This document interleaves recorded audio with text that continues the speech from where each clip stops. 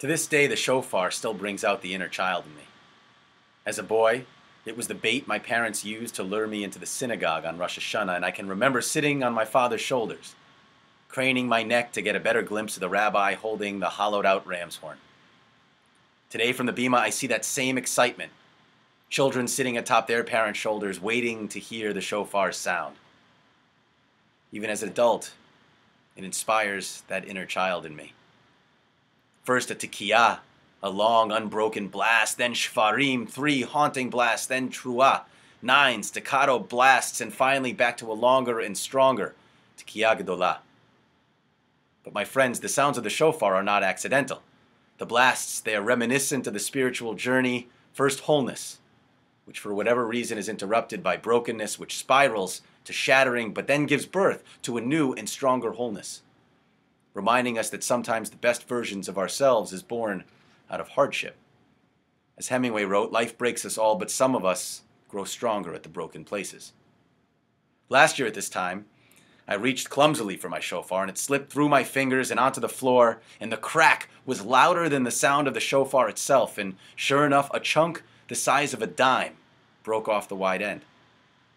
I inspected the shofar. I was furious at my own carelessness.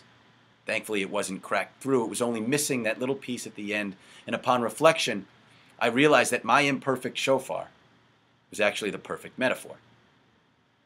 No matter how serious we take the high holy days, no matter how hard any of us try to become whole, a part of us will always remain a little nicked, a reminder of our own shortcomings and imperfections.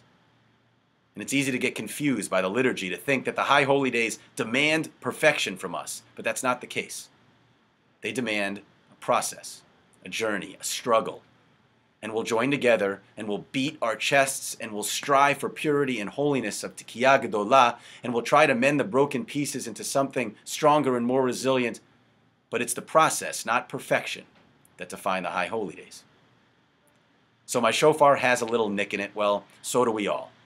And maybe that's why the Hebrew word to improve is lihishtaper, borrowing from the same root as shofar, shin, pei, resh. May the high holy days inspire us to improve, to journey towards tshuva with our friends, our loved ones, and above all with ourselves. Shana Tova, may each of you have a wonderful new year, a sweet new year, and a healthy new year.